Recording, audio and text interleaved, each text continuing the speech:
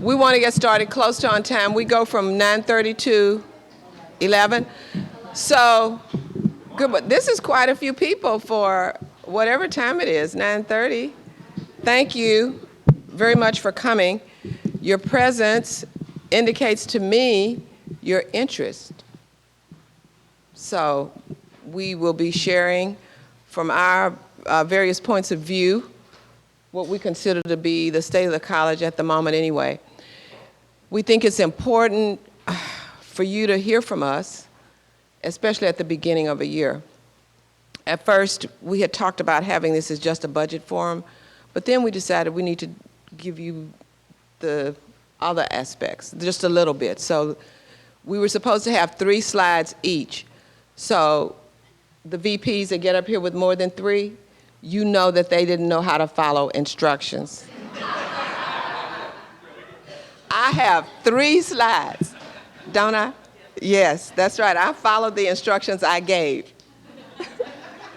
Okay. So,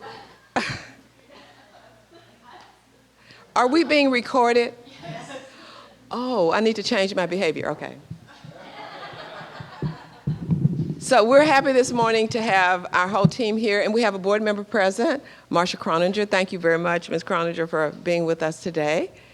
And to all of you, again, welcome. And so I will kick this off by saying it's a bit of a pleasure to be here. I'm learning all about the college, and by the time I get it all down, it'll be time to go. That's how it is when you get a new office. You become part of a new organization. You have to figure it all out. And then by the time you figure it out, your term's up. So I still don't think I will have figured it all out, though. I have to add that part.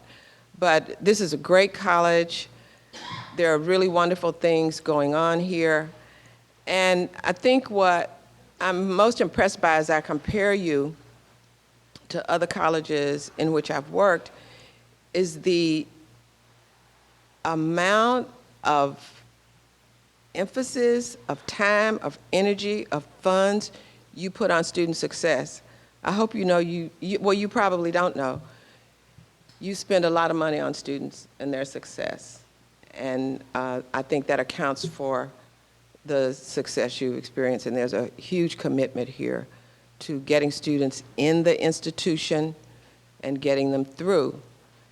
And there's also emphasis from you, but from the state as well and other outside entities to do an even better job of that. And so I applaud you for that work. And so one of the things, my first slide, obviously, is on the presidential search, because I know that's really important to you right now. The search closes this Monday. Okay, so a little bit of applause there.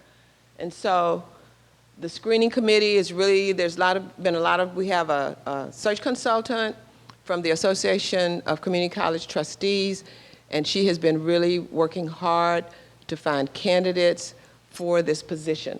And so the screening committee will review the applications later this month, I think in about another 10 days or so.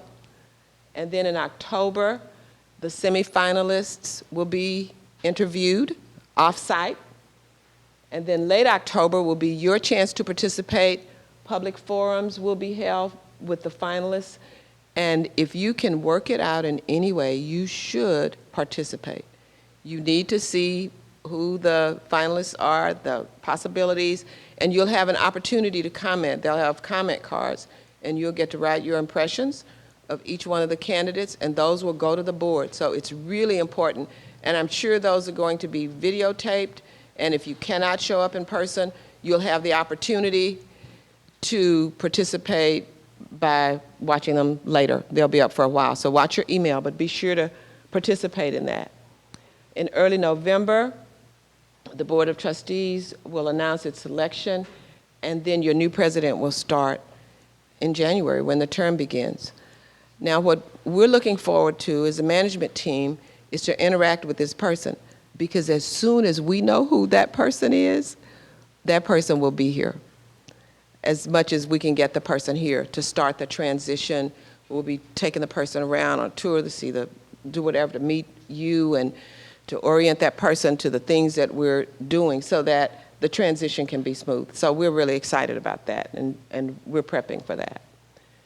And then there are two things that are happening. You'll recall on opening day, one of the activities in the afternoon was for you to review the mission statement, and we have all of that feedback now, and then we have to determine how we're going to use it, and then the mission statement we're representing, that we'll be recommending to the college, will be circulated so people get another view of it. So hopefully by the end of December, by the 1st of December, the college will have a new board-approved mission statement.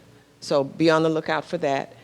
In addition, we are working on the strategic directions for the college. We're updating them from 6 or 7 years ago. So those are now making the rounds, and we're expecting those to come back to me very, very soon, and then we'll have a vetting process for those as well. So when the mission statement and the strategic directions for the next 4 or 5 years will be going to the board for approval, that will lay the foundation for the development of your strategic plan. Because these are all things we need to have in place, not only for accreditation, but also so that we can plan appropriately for the future of the college. And you will get to participate, so be sure to provide your feedback. And some groups have already provided feedback. And then upcoming events. How many of you participated in the survey on equity, diversity, and inclusion?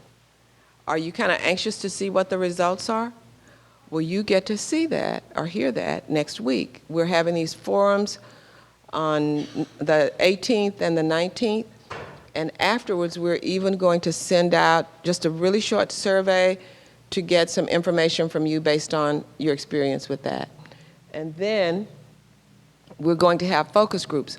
So in the survey, you provided data for us, you provided comments.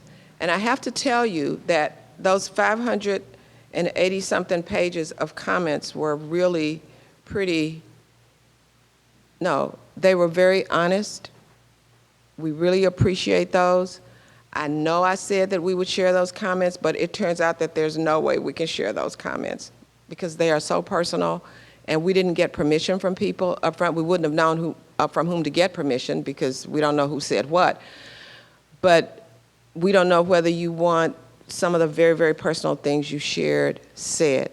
So what we've done is ask the consultant to summarize those comments by section, and those will be shared after the data are presented next week, just the summaries of those comments.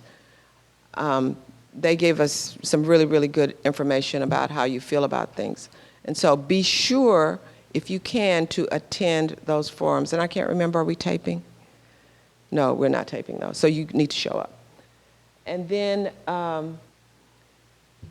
it's very important, we think, to interact with the community. The board feels it's very important for them to interact with the community. So on October 3rd, and where are we having it, Luz? At the Schott Auditorium, the board will be conducting a community forum where they will share with anybody in the public who wants to attend the state of the college, to give them an opportunity to let people know what is happening. I am planning to do I need to do it very quickly, an editorial about the college from my perspective as somebody who has come here new, because I think that's important for the community to know. And in that editorial, I will be announcing this community forum and inviting people to attend. After that, the board wants us to conduct a survey of the community to see what their perceptions are of us. So that'll be happening later in October. And we've already engaged the services of a company who does this professionally to conduct a survey for us. So we're excited about all these things. So you can see we're getting to know how people feel about us first here and then the community at large. And then I told you in one of my Monday missives that the state chancellor is coming. They chose us as a place to conduct a listening tour. They're very interested in what we're doing here. They consider this college to be a very successful college. The state chancellor wants to interact with us. He is going to spend the entire day. So be on the lookout. Lucy's working with the state chancellor's office to set up the schedule for that day. So let's show up, vaqueros, that day and participate. And I think that concludes my 3 slides. So when we get to the end, we'll have an opportunity for you to ask questions too. Thank you, Dr. Benjamin. Good morning. My name is Lindsay Moss. I'm the Vice President of Business Services, and I have 5 slides, which was pre-approved by Dr. Benjamin.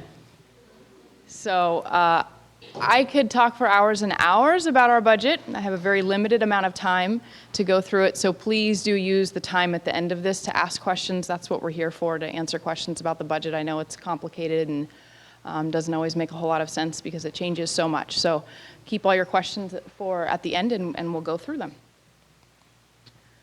Okay, so let's talk a little bit about how our college is funded. Previously, and most of you have been here for a while, you recall that all of our state revenues came based on how many students we had. So it's called full-time equivalent students, FTS. We throw that number around a lot. We're primarily based on full-time equivalent students. And prior to the new funding formula, that was the primary way we were funded. So when you look at this slide, the reason why this is up here is to remind us of what has occurred with our FTS over the last, 10 years? And why our revenues have declined in those last 10 years. So you can see this was kind of a blip, a high point in 9-10, and we've come down, down, down, and we're even continued to decline from 17-18 to 18-19. So this has reduced our revenues overall dramatically. However, last year, the state started with a new funding process for California community colleges called the Student-Centered Funding Formula. We're all hearing these terms, SCFF, the Student-Centered Funding Formula. What that did was reduce the amount of funding we receive for FTS and provide us funding in other areas as well. So now we're funded 70% on FTS, so it's still the bulk of our funding. And then 20% and 10% on other areas that Dr. Ralston's going to talk about as well in her presentation. So keep in mind, FTS is still our primary source for funding, and it's very important that we stabilize our enrollment. So last year, we had a very fun time doing our budgeting process where they rolled out this new funding formula right in the middle, near the end of our budgeting process, and it was very tumultuous, and we were trying to figure out what is our budget going to be for 18-19. And as we got into 19-20, we thought, it's the second year with the student-centered funding formula. This will be much better than last year's process. Well, unfortunately, it turned out to be even more tumultuous than last year, because they've been changing the student-centered funding formula funding rates and how it's calculated. The reason why they've been changing it is it was rolled out very quickly, and after it was determined how much money each school was to receive, they realized, the state doesn't have that much money. A lot of schools were doing better with the new student-centered funding formula. We were one of those schools. That was great news. However, there's only so much money in the pie, and there's not enough. So they're reducing the rates for some of those metrics that we're getting paid on, and they're still working on it. So today, for 19-20, we don't know what our funding will be for the year that we're in, and we're already well complete with our budget now. The adopted budget was approved by the board last night for 19-20. However, we're in a phase, a holding pattern of not knowing exactly what the funding rates are, so we can therefore not calculate our apportionment revenue for 19-20 until it's received to us in February. So we're expected to get the numbers in February from the state. We'll have to get those numbers, recalculate them, and look at everything in February and March.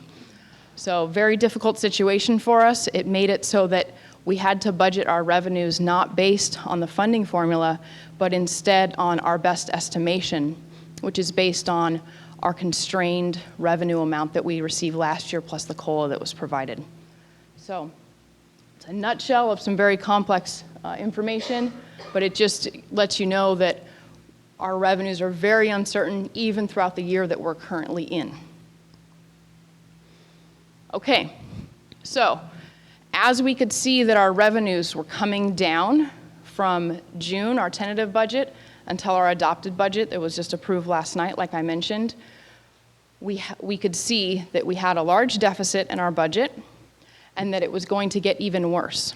So after the July announcement from the state that they would be readjusting the revenues, we had to reduce our revenues and we had to continue to work to reduce our expenditures. So we have worked as a team, and thank you to everyone who has been helpful with this, which I know is everyone. It's been very difficult for us to come to the point that we're at today where we reduced the budget $4 million, almost $4 million from tentative to adopted. So I'm going to do the scary number slide. Sorry, everyone, but we've got to get there.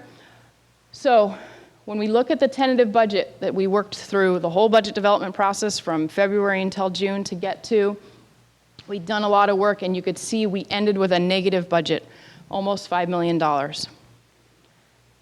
At that point, right after that point in June, we learned that our revenues were going to go down even further.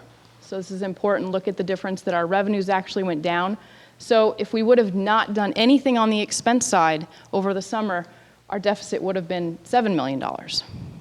So we worked and worked and worked and got to the point where we reduced the expenses so that we ended with an adopted budget deficit of $3.2 million. So it was a lot of work, a lot of effort, a lot of cuts that we've put into place.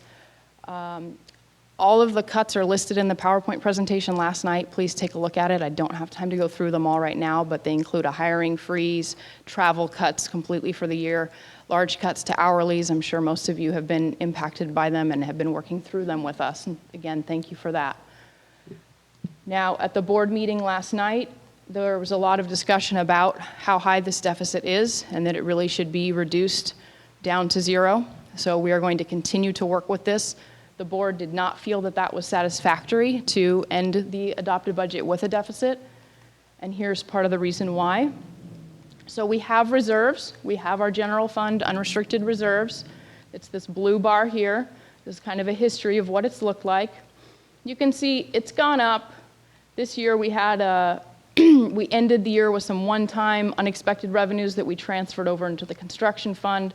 That's why that balance got high. But then you could see it went down, went up a little bit this year, and then continued to go down. So the board is seeing this downward trend of our reserves getting close to their minimum board policy amount, and they're very uncomfortable with having approved deficit spending budgets for multiple years on end.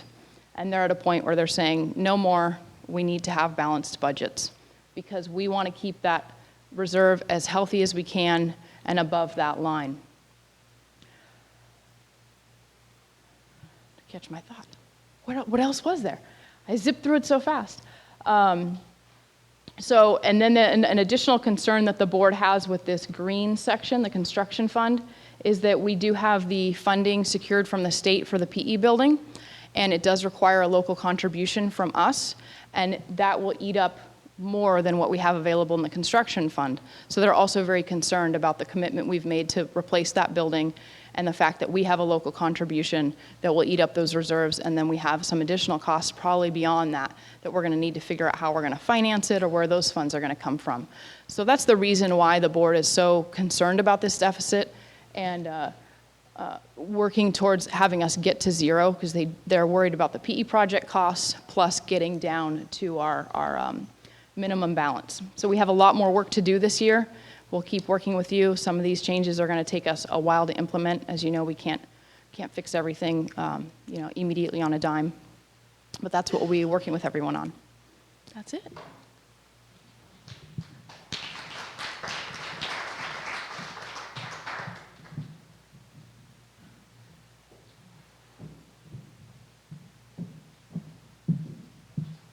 Good morning. I'm Pamela Ralston, and I have the pleasure of talking about much of the work that we can use to respond to some of the more challenging pieces that you heard about in that downturn of FTS and the challenges with the new student-centered funding formula.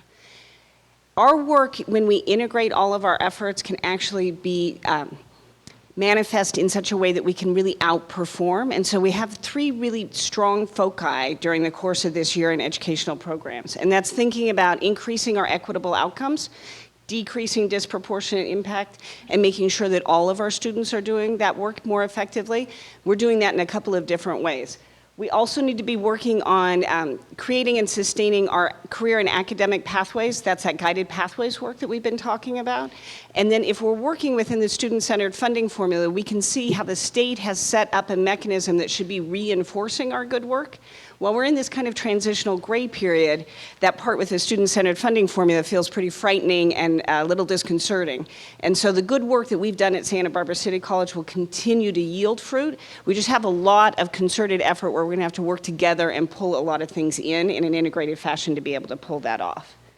So right now we're in the midst of vetting through governance processes our 1922 student equity plan, and that's going to be a foundational document for working to increase these goals in particular, but these goals line up against all the other goals in planning work that we've been doing. So I've talked to you before about the Vision for Student Success. That's the Chancellor Office's larger goals for our entire system, and those look a lot like our local equity goals. Those are also the goals that underpin guided pathways work.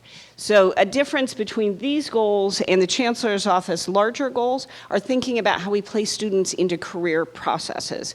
So we're adding to that work as we integrate over time what it looks like to take someone who's coming from high school, all of the Promise, our dual enrollment programs, our career academies that are at our local high schools, and working to bring them in a guided pathways fashion into a really perfectly student-ready institution. So that's a lot of the work that we'll be thinking about as we think about guided pathways. And we're deploying much more concertedly this year with a plan for implementation in fall 20 for our real guided pathways 1.0 version. So we're working with faculty to make sure our academic programs are in alignment. We're in the midst of deep curriculum review. We're making sure that students are able to take the courses they need to take when they need to take them. Because as Dr. Benjamin likes to suggest, it's a 2-year college and we need to be working much more effectively to make sure that students are able to complete their work with us in 2 years. Those clear pathways are reinforced by the student equity goals and the Vision for Student Success because we should be having students take the right number of units. So the average number of units for an associate's degree in the state of California winds up being 89. What's the number for an associate degree for transfer? What number of units should someone have? 60, right? And that's 4 terms at 15 units apiece. And so when we have full-time equivalent students, we're thinking about students who are taking 15 units in a semester. And when we know from national research that when students attend full-time, they tend to outperform. So we're working on making all of those processes possible. And this is if we step back into that student-centered funding formula, despite having 5 slides, I'm going to try to be really time efficient.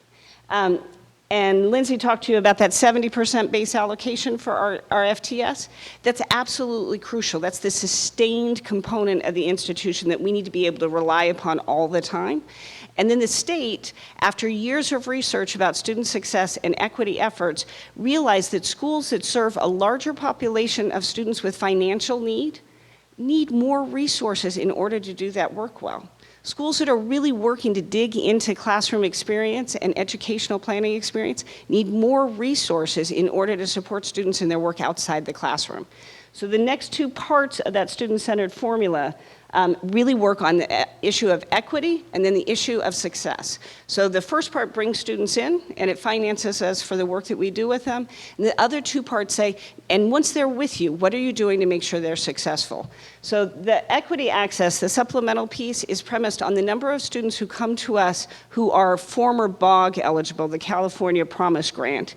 And whether or not people need support from the state and whether or not people have federal support via Pell Grants. So students who fit into those 2 categories will earn the institution a yet-to-be-determined amount of money as we wait for the state's reallocation of this. And then students who come in under AB 540, our DREAM students, will come in as well with an additional, the state refers to it as a premium, but it's really supplemental dollars that make sure that we're serving students well. The success component, which is 10%, has changed a little bit over time. So when they first conceived of the idea, that percentage was going to grow and the FTS percentage was going to shrink. After a lot of feedback from folks in the field, they've left this going forward at 10%, and they've gone into their 9 components the state set up for that. And they've moved in and looked at the way they set up the first year's funding, and they realized they were going to give us a premium for all associate degrees for transfer. And we have a number of students at our own institution and across the state who may earn more than one associate degree for transfer, and they realized they had not planned the pie well enough to think about that. So they've gone back through with a corrective. They'll pay us to support that effort with students for one associate degree for transfer, or an associate degree, a local associate degree, or a transfer effort. And so they're continuing to winnow this down into a place that they can use across the 115 colleges effectively. And that being said, we're already well positioned to move forward with this. So this is a good news slide on a day when you saw a lot of the charts go the wrong direction. This is one component of our success completion factors that are part of what we'll be submitting for the student-centered funding formula MIS data. It's also the work we're doing in guided pathways, and this is also our equity work because, and you'll hear me say this a lot this year, this is all the same work. All of these things, if we do them well, if we simplify our efforts, if we come together around them, this is all the same work. So we've increased our associate degrees for transfer in both sciences and liberal arts, and we've increased our associate degrees for liberal arts and sciences that are our local degrees. One of the things that happens at a school like ours that is so academically successful, students have seen us as a great transfer institution for years, and so they come, they engage in transfer behavior, and so they get ready, and then they transfer off to UC, they transfer off to CSU, they go to private institutions, and many of them leave us without a degree. That works really well for a large number of students, but for those who land in junior year or the beginning of senior year and life moves them off track somehow, they don't have a certificate that documents the work that they've done. So we want no student to leave here without documentation of their academic success that they've done with us. So we want students to leave with the associate degree for transfer, in particularly because now the UC is working with us more effectively to start thinking through additional transfer components in their efforts. But we will be paid increasingly more the more we help students complete that work. So I will end with that. We're doing well on a number of these other success factors, but I think that we're going to hear from Dean Nevins a little bit about IT. Thank you.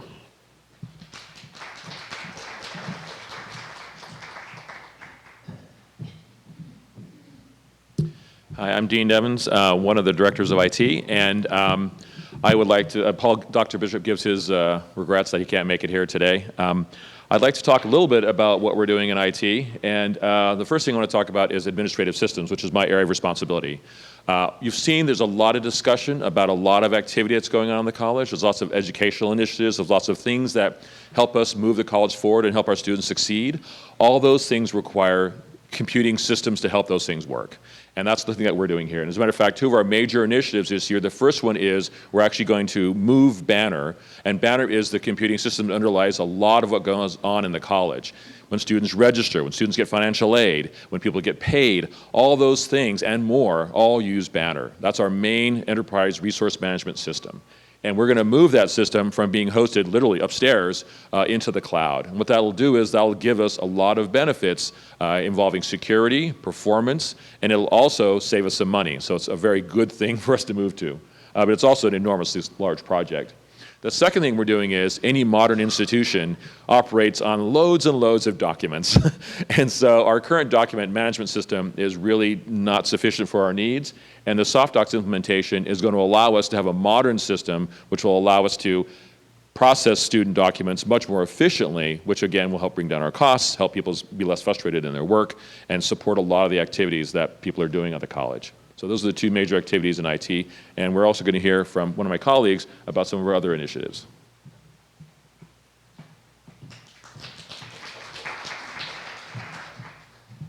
Hi, good morning. I'm Paul's Mini-Me. I'm Jason.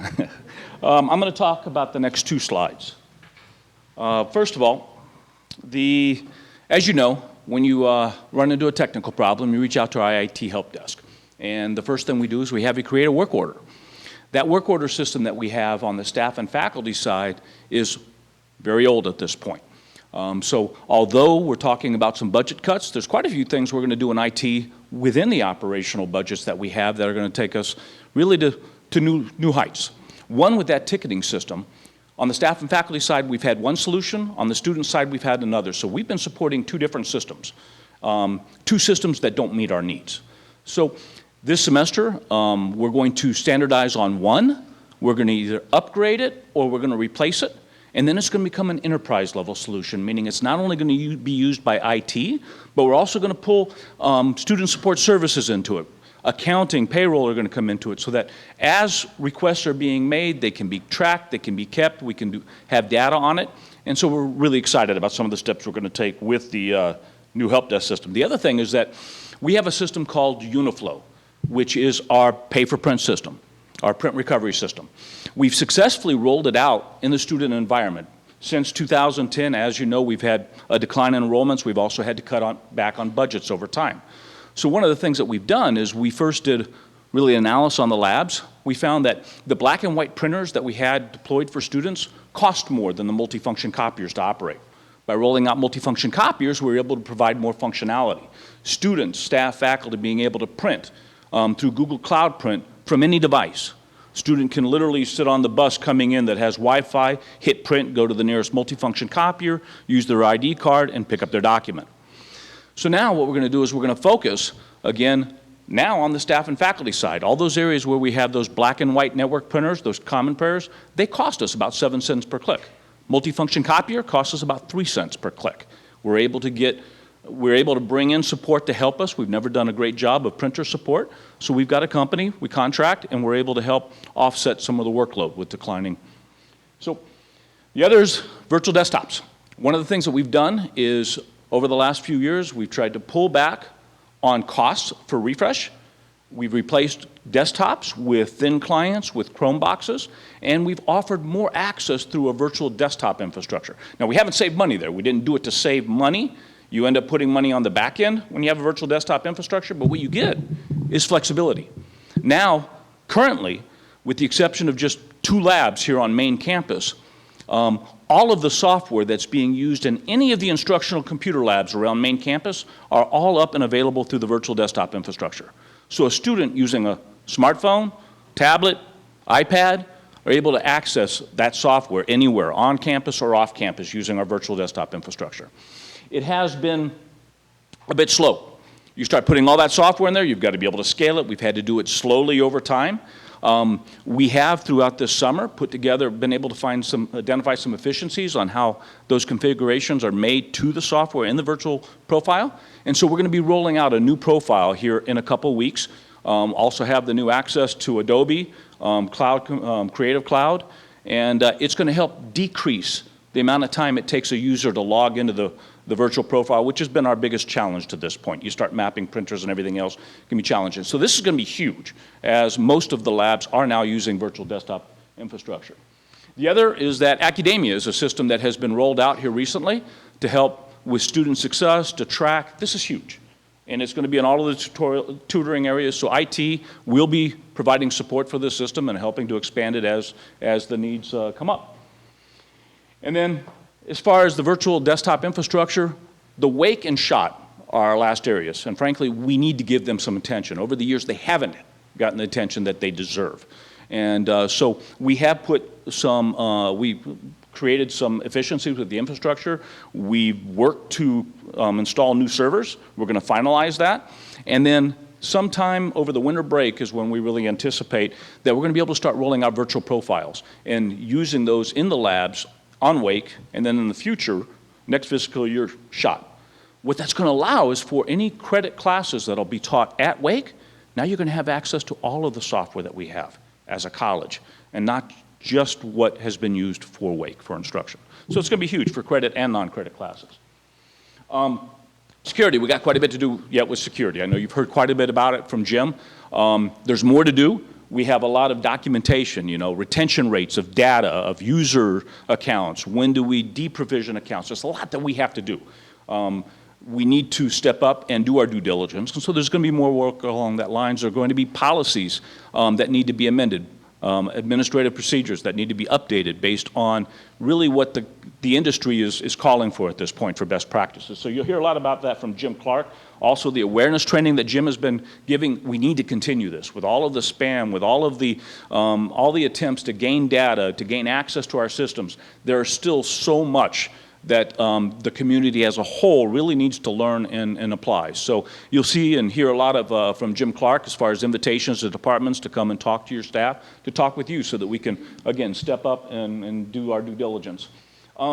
Again, necessary. It's a necessary. We're having to cut costs. That doesn't mean that we're not going to be able to serve and provide good service to the departments. We are no longer doing a refresh where every 4 years we just pull the computer off and replace it. At this point, very little technology has changed. We still have the same processors. Where the change has been in the last 5 years has been the hard drives. Solid state hard drives, spinning much faster, being able to much more performance on the computers. So in areas as computers are quote unquote up for refresh, we're taking a look at them, and instead of refresh, we're refurbishing. If they don't have the newer hard drives, we're putting new hard drives in them. If they don't have the RAM that's necessary to work with the hard drive, we're putting the RAM in them. Wherever possible, obviously, we're also trying to replace computers within clients with Chrome boxes as feasible.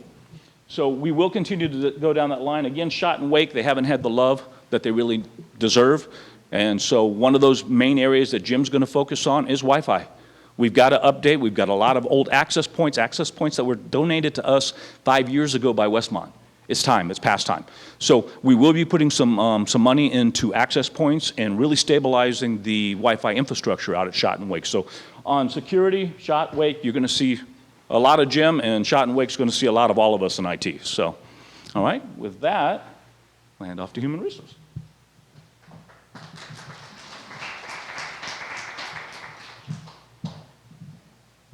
Marcia Wade, our interim vice president for human resources, could not be with us today. So these are the slides that she chose, and I will share that information with you about human resources. And most of you have already heard that we will be relocating human resources to 2 portables on another section of campus. I know no other way to describe it.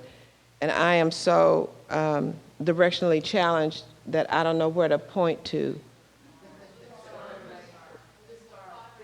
The star. I don't have my glasses. Wait. Star. Oh, okay, there. It's pretty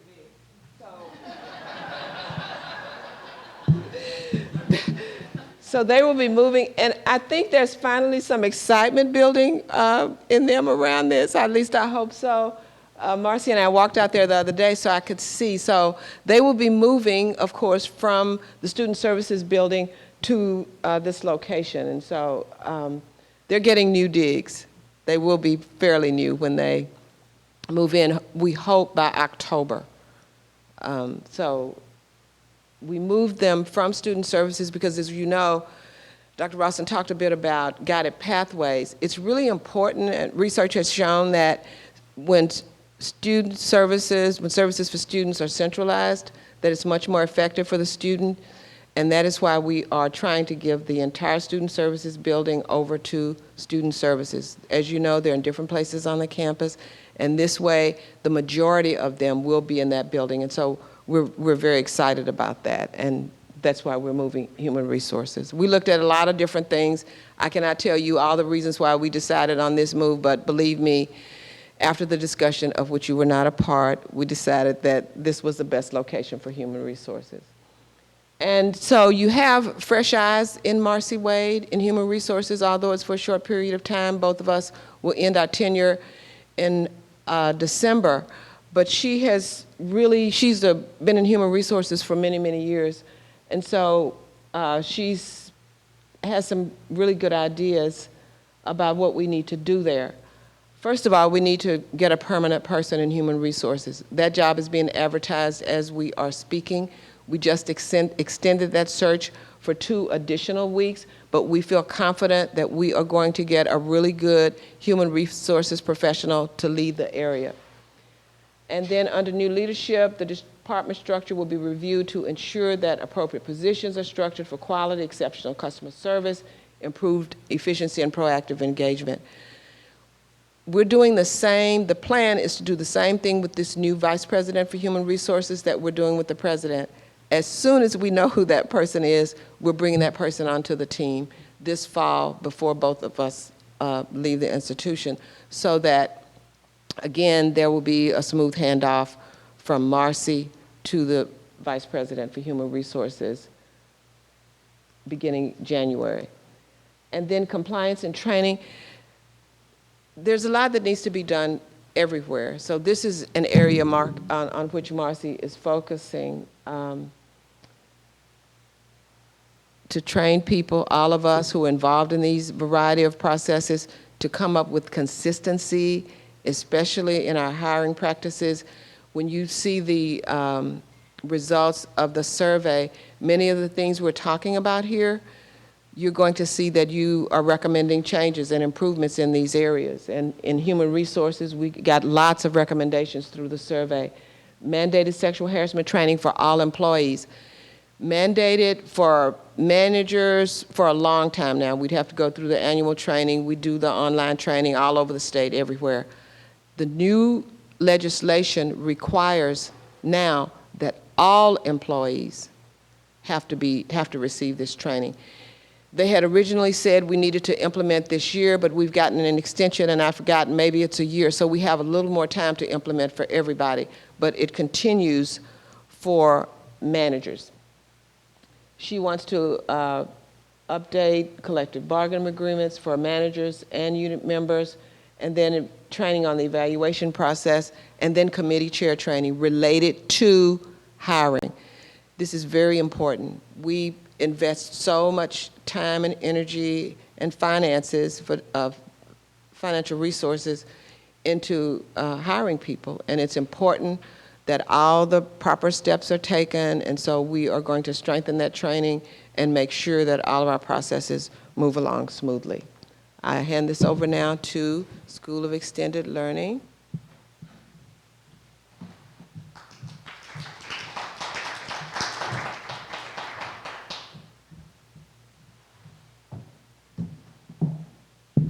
Good morning, everyone. My name is Melissa Marino. I'm Vice President for the School of Extended Learning. We have a lot of good news to share with you, but that's not to say we aren't participating along with the rest of our college colleagues in the cuts that are required. So we're reducing hourlies along with everyone else and paying very careful attention to our budget. But I just want to remind you of how we got started here. Prior to the School of Extended Learning, we were called the Center for Lifelong Learning with a lot of fee-based courses. And we had sort of a medium-sized tuition-free classes. This was our ESL and our adult high school GED program. And after extended learning, we strategically reduced the number of fee-based classes, and we've strategically kept some of these, and you'll see why later, because the fee-based classes are doing very well and sort of fill a gap of areas that we can't have tuition-free, and then grew the tuition-free program all the way up to this year having 1,600 sections in fall and spring. So we've intentionally moved in the direction of offering tuition-free classes for our community. So this shows just in the last year kind of what we've worked on, and we're continuing. So this is 18, this is 19, and so you can see how we're growing the number of classes that we're offering, and we still are on that path to continue growth of class offerings. So Lindsay mentioned our FTES performance. So we're the only area that's moving in the right direction. We're moving up. This is a projected total here. We are about 10% of the total college FTES, so it's a smaller portion, but we have done a great job exceeding our expectations, and thanks to this wonderful team I have, we're bringing on classes, and we have wonderful community support for these tuition-free classes. So this is what brings in our revenue, and we are exempt from the student-centered funding formula. We just get a straight dollar amount for each FTES that we report to the state. So our job is a lot easier to manage a budget because we can easily project what our revenue is going to be for the next year. And so one of the other benefits of offering tuition-free classes and increasing our FTES performance is that we get from the state what the state calls center funding. And so for the two campuses where Extended Learning lives at Schott campus and Wake campus, we get funding, extra funding from the state based on our FTS performance. So you can see the benefit of growing our FTES. This is kind of where we started in 16-17, and this is Schott, this is Wake, and we just keep getting more money as we grow our FTS. So this is projected, this will max out at about $2.7 million. So this is funding that goes back to the college and helps with sort of the overhead for Schott and Wake for administration of maintenance and facilities upkeep and that kind of thing.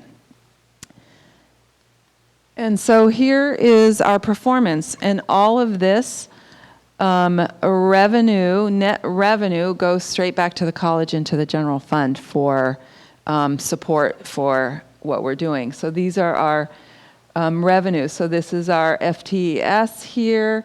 This is the center status for, this is our performance for 18-19. We get a base funding from our FTS, and then our fee-based has net this year $100,000 over and above what we spent to fund our marketing, and these are our expenses. So we have a nice little $2.3 million that we are supporting the college for. So I thank you. I thank our team for helping us grow this program, and we're going to keep on doing this great work. Thank you.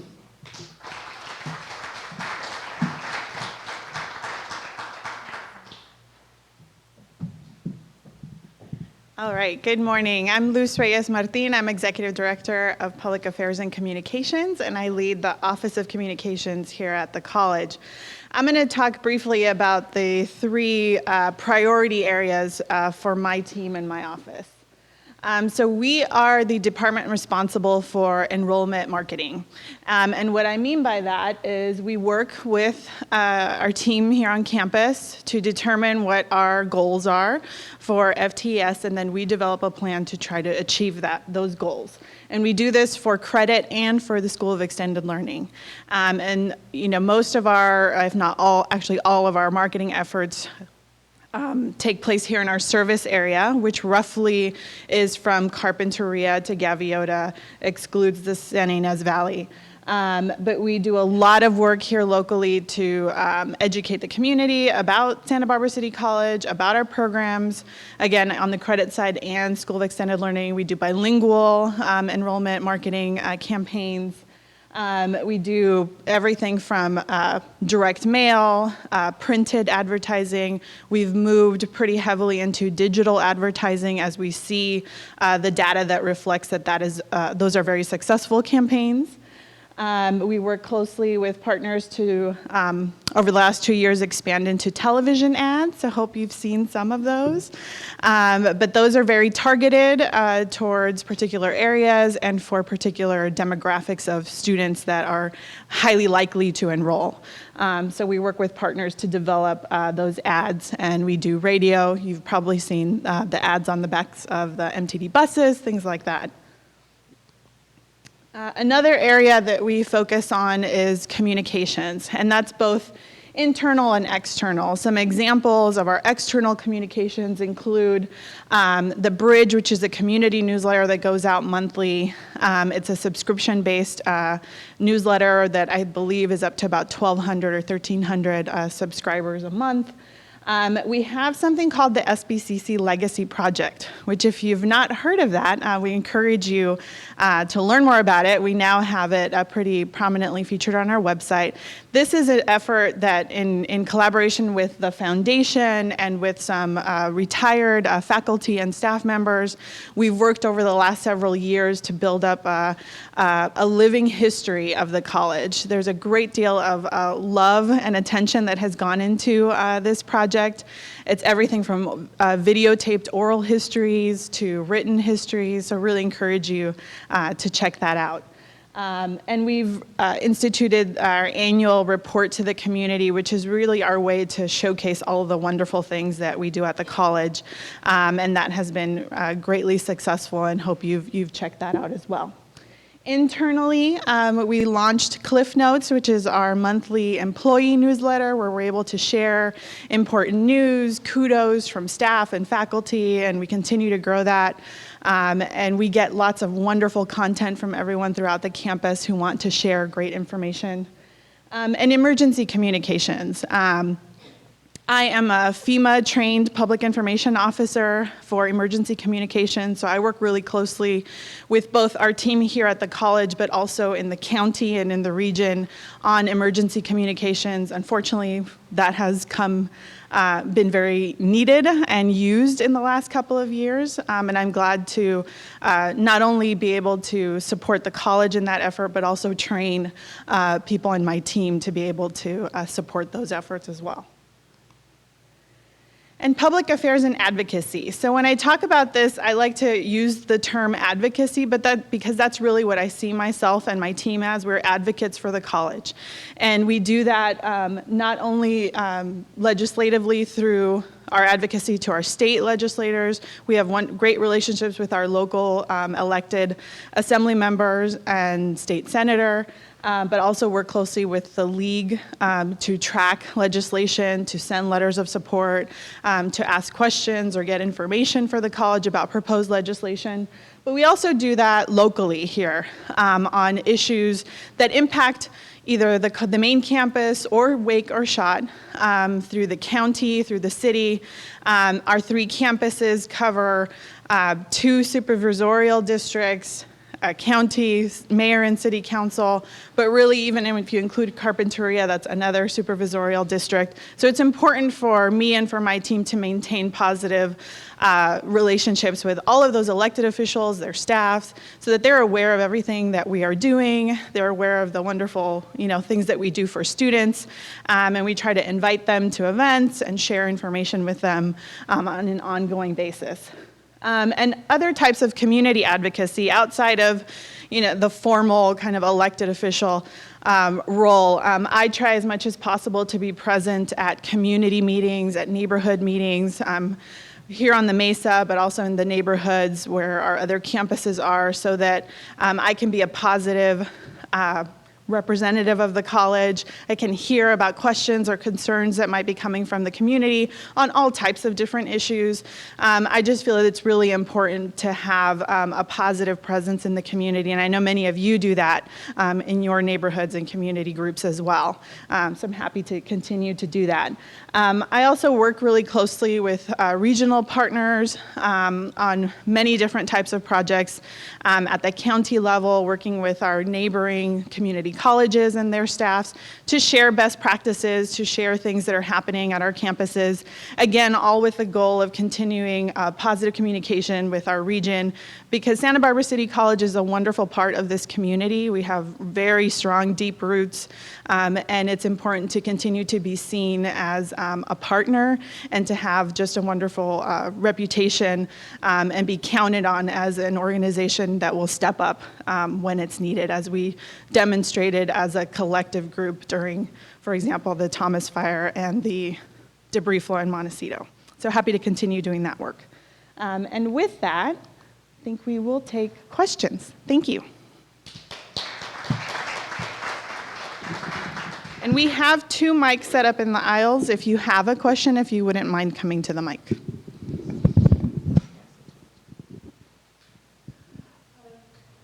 Yes. Here, we'll use this one, it's closer. It's a basic appreciation for this type of presentation to our college. I think we should do more of it because of the amount of change that we've all been through from the state level, a better understanding of how we're adjusting in order to meet those goals and successes is really critical. So kudos to you.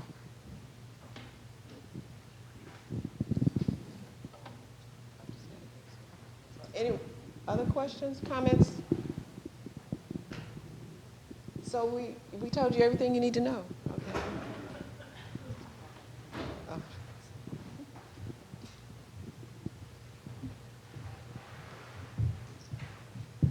Hi, I'm Art Holguin from the psychology department, and I'd echo Lori Vasquez's comment there. I think that this campus has been siloed historically, and I think that the comments from the various heads of the college has been, I certainly have appreciated it, just to get to know what it is that you guys have been doing. Dr. Moreno, I think that you've done an outstanding job, and your whole division. And really, when I look at what it is that I see out there in terms of communications, via the TV, cable TV, and various publications and so on, it's really your division that I see as being the college. In the last few years, I've just really not seen a lot of the main campus kinds of programs that we have being represented. I see more advertising from Allen Hancock College than I do see for Santa Barbara City College, the academic programs here at the college. But I see a heck of a lot from your department, and that speaks to me in terms of both the strengths and also the strength in terms of your numbers. Even though it's a smaller segment of what our overall program is.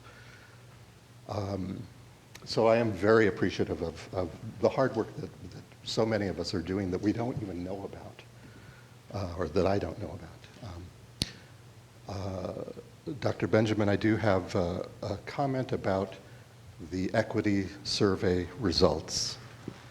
And I do not think that it is wise to secrete those results. I wrote you a letter, I think about a week ago, saying that I thought that it was important for you to publish them prior to the upcoming meetings where the consultant is going to present overviews of the report. As I now understand, I didn't get a response from you. I know. And So I was still thinking through it. and now I think I And understand now- and why. You heard what's, yeah, so I appreciate it. And so I'm sure that there are several reasons why it is that either you or the board or both have recommended not publishing those results, but I think that it is mistaken. Not results, comments. Well, the We're going to comments, give, those yeah, are there's a results. difference. Well, no, I see, Results include the data, which you will get, all of that, and the comments. And the comments, we're going to do a summary of those, but not specifically what everybody said. for somebody to do a content analysis of qualitative data, which the comments represent, Yes. that is a whole decision process in and of itself. And I think that given our recent history at the college and given the amount of comments that I know, and very direct comments, that when I have talked to faculty and staff, that they said that they put into that, I think that it is something that we would benefit from. Sure, there would be some difficulties, and I don't understand. You teach psychology, you said? Excuse me, ma'am. I would like to make my comment. Oh, I'm sorry, I didn't mean to interrupt, but I was about to give you kudos, because if you teach psychology, then you know these things. Yeah, in fact, yes, I do, and I've done this research for numerous other organizations, and I understand the difficulty of it, but I also understand the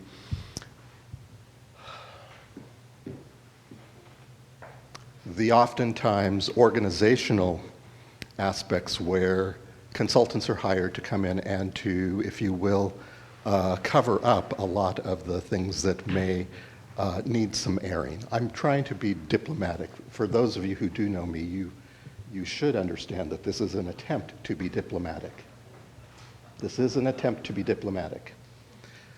But I do think that I think that there was an expectation on the part of those individuals that completed the survey that this would be available to the members, not only of the college community, but also to members of the community.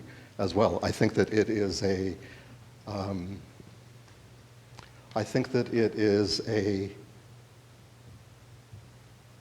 indication of lack of accountability to not publish them. I think it is another way for the administration of this campus, which has a history of attempts to try and evade accountability. I think that it is a way I think it's another tool to use consultants in this fashion. And we're not alone. You can read about it in the organizational psychology literature, organizational development, organizational psychology. I think that these are data I think that these are public data, and I think that they are subject to the California Public Records Act request. And I intend to submit one of those tomorrow morning to Luz Martin, and we'll see what happens from that. But I do think that the public has a right, and I think that the attorneys that are hired by this college are paid well enough to be able to articulate reasons or exemptions for why it is that the college may not be liable for the comments that were made by employees of the college. And I think that that's probably one of the reasons, a major reason why it is that the decisions have been made out there. But anyway, thank you very much, and I'm not trying to insult you or your leadership team or anything like that, but these are difficult matters, and I think that the college community and the public will be better served, even if there is some difficulty that comes in that process. Thank you. Thank you so much for your comments. Are there other questions or comments? Yes. When Chancellor Oakley comes for his listening tour, what's the agenda look like? That's what we have to work out with them. But it will include, I think it includes a forum. Yes, we're working that out with the Chancellor's office, but it will certainly include a campus town hall type of event that evening. And the rest of the day's schedule will be coming. So as soon as we know, we'll let you know. Other comments, questions? Yes. Can I just ask, Dr. Ralston talked about increasing the equitable outcomes. I work in enrollment services, so I'm curious as to know I am curious to know what the plans the college has on doing that. We are in the midst of vetting that student equity plan, and so that's included in the CPC. I think we're publishing that today or tomorrow. It comes out at The CPC agenda will include a copy of the student equity plan for a first reading, and in that plan, it's the foundational document about roughly our efforts are to increase in those 5 categories that were up behind me at some point by 40% over a 3-year time period. It's a very lofty goal. So we have a number of activities we already know to be successful that we'll work to deploy more broadly. We're thinking a lot about the recruitment and outreach efforts and how that not only brings students in, but how we help students learn about being students as they go through that transition. So a lot of our guided pathways thinking with an equity lens, we think are going to be much more successful there. We are in the midst of, I could have done 10 slides, right? We're in the midst of that transition following AB 705 that has changed the way we assess and place students into English and math, and we're working through the ESL protocols with that. And research shows that students might outperform by having appropriate academic support while in college-level coursework. We often have lost students, particularly students of color and first generation of students, as they've worked their way through those basic skills levels.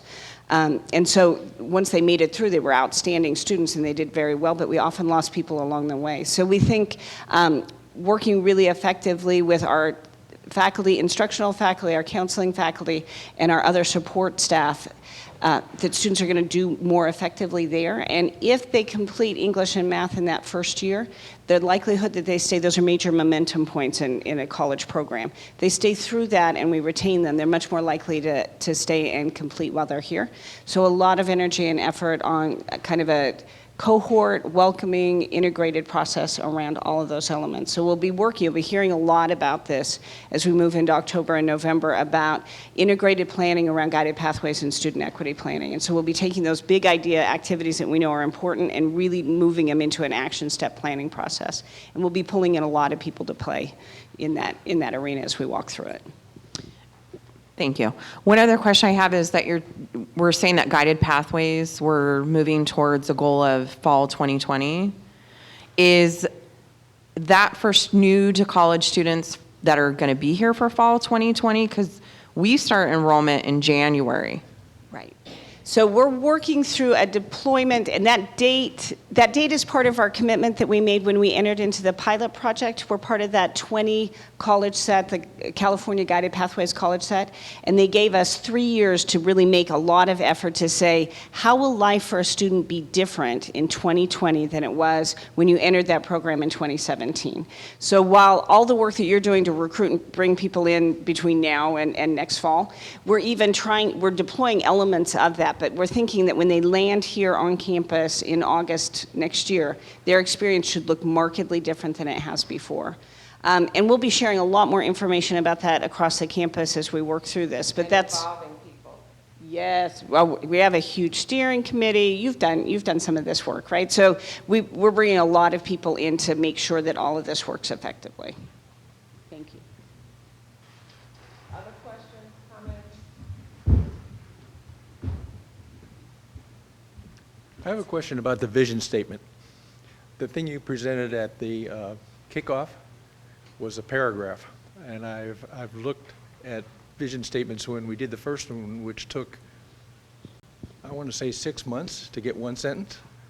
So this may take years, and I don't think I'll ever remember.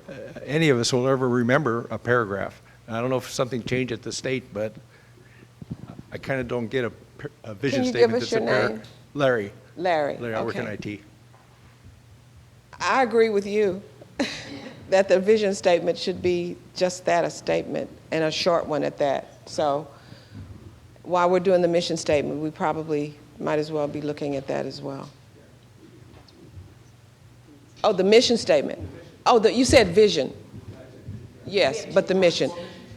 Yeah, and there are certain requirements, certain things that the Accreditation Commission says we have to have in it.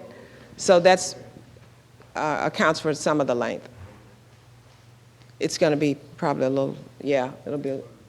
That's why, because it's shorter, but they require that we reference the degrees we give, and that's the part that got added to it.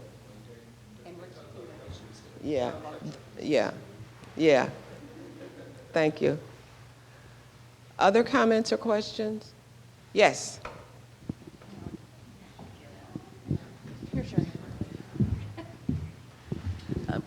Regarding human resources and the new VP, I was wondering, is the EEOAC committee going to ever meet again?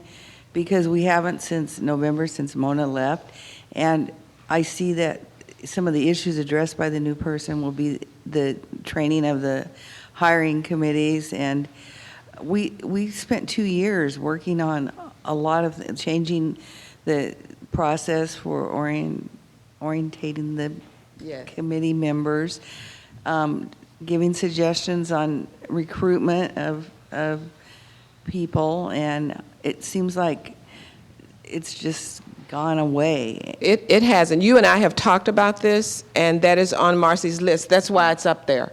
She's going to reinstitute it before she leaves, but other things have taken precedence. But I promise you, it will I was be. just wondering if that committee is still going to be It's an important. having input into how people are recruited and the hiring committee training, the EEO training. Yes, and it's on her list. Okay, Okay, thank you. you're welcome.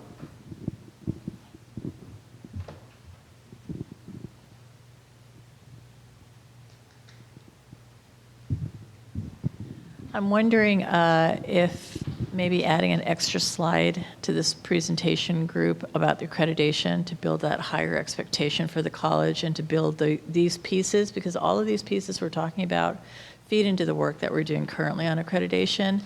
And the question about the mission statement made me think about that, and it's a way to bring everyone into the college, into the work.